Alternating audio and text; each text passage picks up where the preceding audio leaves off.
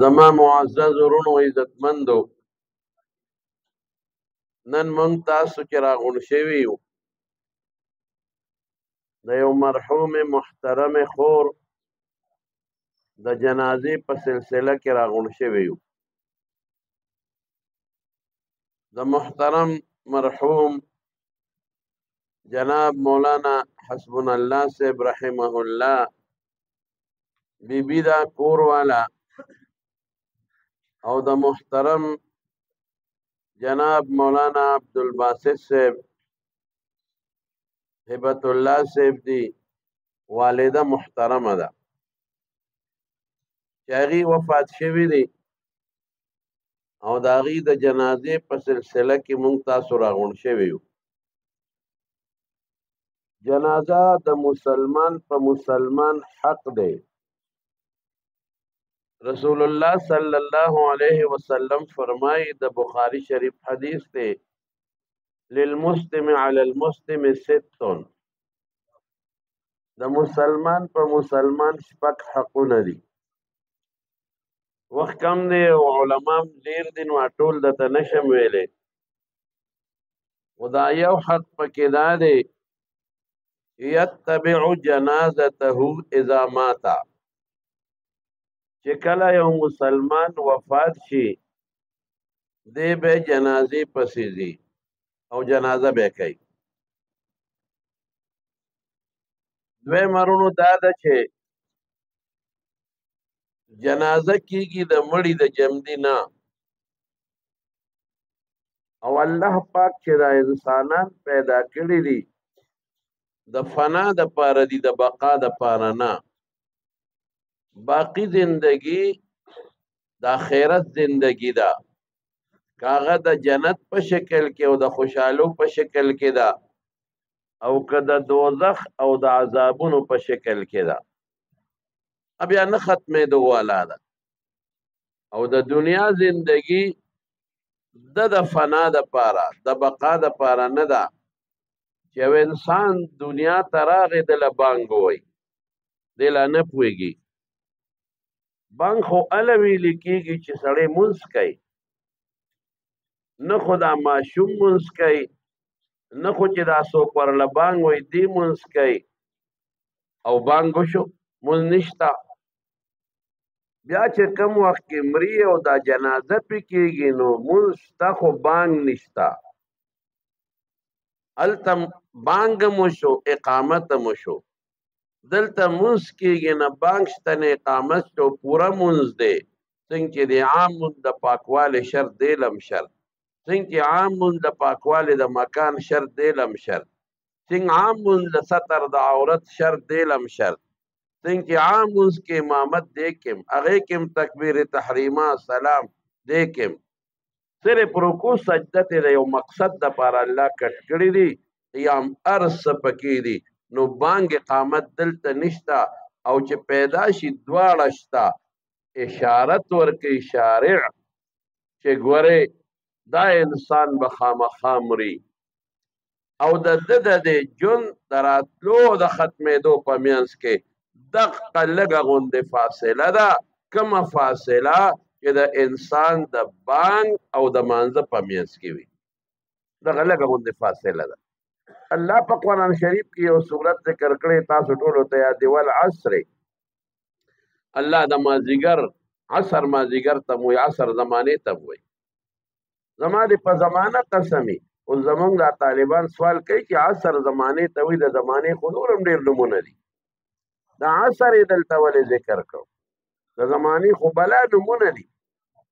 14 نومونه یې د زمانې،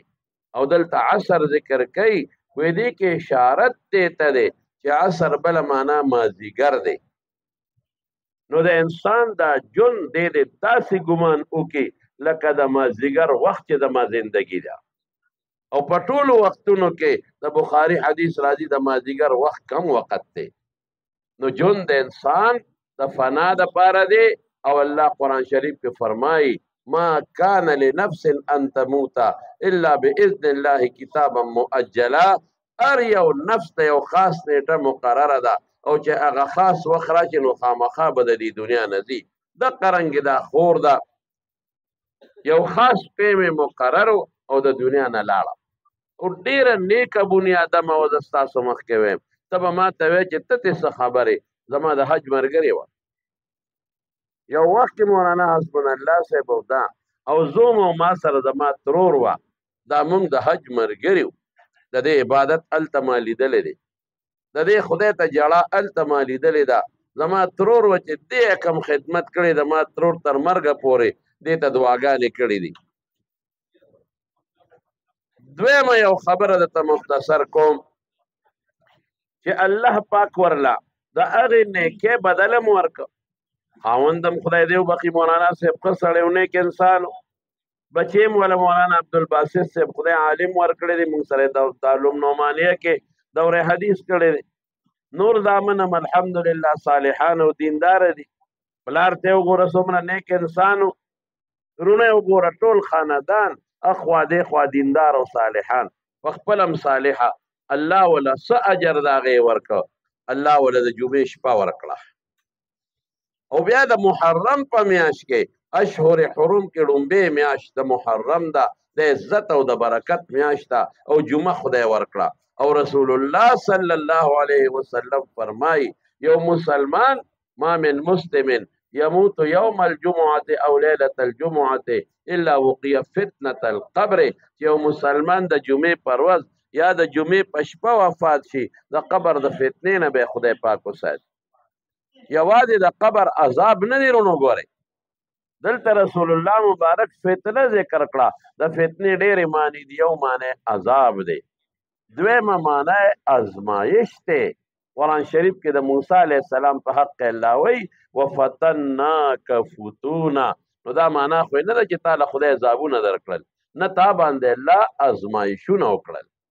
نو د قبر د ازمایشونو نه به دا انسان خدای پاک محفوظ کی او ورونو ډېر بل اختصار علما به نور هم یو دوه ټکي وایي چې د قبر خطرناک شی دی د حضور پاک صحابي دی حضرت عثمان رضی الله عنه دا څوک دی رونو دا هغه صحابي دی چې د حضور پاک یو لور پې واده وه چې هغه وفات شو دویمه یې ورکړه چې هغه وفات شوه نو رسول الله مبارک وفرمایل لو عندي ثالثة که زما درېیمه لور وې لانکحتکها ما به هغه هم درته په نکاح درکړې وه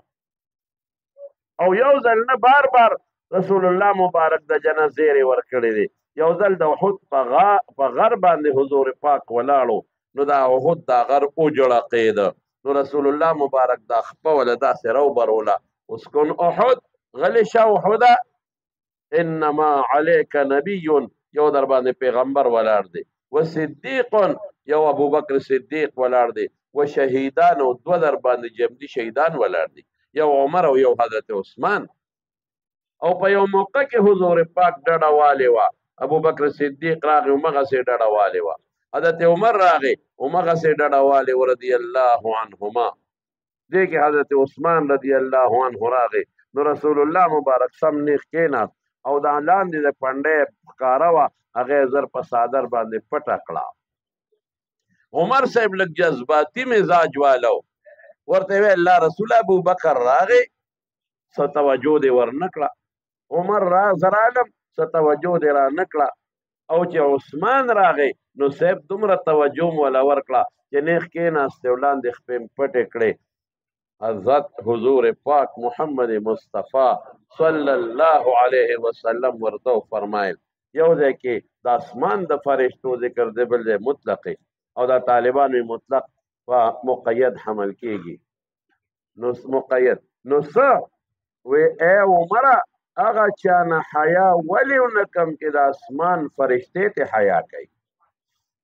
لیکن دغه حضرت عثمان رضی الله عنه چې به قبر ته کېناسته نو دومره به یې وجړل چې دا ګیره به یې لمده شوه نو چا ورته وی د جنت او د دوزخ ذکر کېږي او نه جاړې او قبر ته چې کېنې جاړې او وایي ما د حضور پاک مبارک نه اورېدلی دي چې قبر د آخرت د منازل ړومبی پوړی ده که دا د چا ښه شوه وروستو به ورپسې ښي او که دا د چا خرابه شوه وروستو د دې نه خطرناکې پوړی دي او ما د رسول الله مبارک نه اورېدلی دي چې ما ډېر څیزونه لیدلی دي د عذاب په ټولو کې خطرناک ځای هغه قبر دی. او ما اورېدلی د خپل خلیل مبارک نه چې قبر د یوازې والي ځای دی، هېڅوک به چا سره نی، یک تنها بی. او دا قبر انسان ته روزانه اواز کوي چې ای انسانه زه ګورې د یکتایۍ او تنهایۍ ځایم، ملګرې د عمل الله وله، زه د تیارې ځایم، د ایمان رڼا ځان سره ګورې راوړه، او زه د لړمانانو خامارانو د چینجو ځایم، د دې د دارو علاج د نیک عمل په شکل کې راوله. نو قبر خطرناک ځای. عثمان رضی الله عنه مبشر بالجنت بشارتونه یېر دي او جاړي. نو دې خور له خدای پاکه د جمعې مبارکه شپه ورکړه. دا یو لوی انعام دی چې رب العالمین ورته ورکړه. زوی عالم دی او ولد صالح په حدیثو کې راځي دا د انسان د فایدې شی وي. نو خپله دینداره وه، د پلار کور هغې طرف نه علما، بچی عالم، خاون عالم او نیک او صالحه وه. نو الله پاک ولا د هغې په دنیا کې بدل ورکړه او جمعه وله خدای پاک ورکړله. او بیماري م غریبې ډېره تېره کړه. مونږ هلته په حج کې وو چې ما ته مولانا عبدالباسط صاحب وی مور مې ناجوړه ده، مونږ ورته هلته هم دعا کړې، دعا نه رد کېږي، خو د دعا د قبلېدو مختلف قسمه شکلونه. نو الله پاک دې مغفرت نصیب کړي او الله دې د آخرت غټې خوشحالۍ نصیب کړي او الله پاک دې ټولو بچو له، ولې مور لوی نعمت دی. دا کونټۍ زما لاس کې نه وه، بې کونټۍ به ګرځېدم. نو ما نه یو ځل چا تپوس وکړ، داسې طنز غوندې وکړه، زما دوست و، وی کونټۍ سره ګرځې. دا کله نه مې چې کله مې مور مړه شوې ده، نیم پوی په ځان خو ملا مې راټیټه شوې ده، نیم پوی درز مې نه دی خوړلی خو ملا مې راټیټه شوې ده. نو مور لوی نعمت دی زما وروڼو. نو دې بچو ته لویه صدمه او بیا داسې مور ما ته پته وه، ما خو تاسو ته وایي چې زما د حج ملګرې پاتې شوې ده. زما د دې والد صاحب د دې بابا چې و هغه زمونږ د باباجي مولانا عبدالرب صاحب زمونږ د باباجي شاګردانو کې و، خاصو شاګردانو کې و. نو مونږ سره د مخکې نه الحمدلله تعلق دی. نو دا نیک بنیادم و، الله وله ښه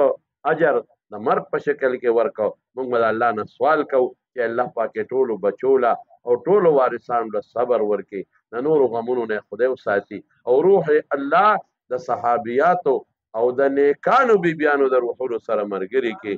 واخر دعوانا ان الحمد لله رب العالمین. تاسو دا ملګري لږ کښېنئ،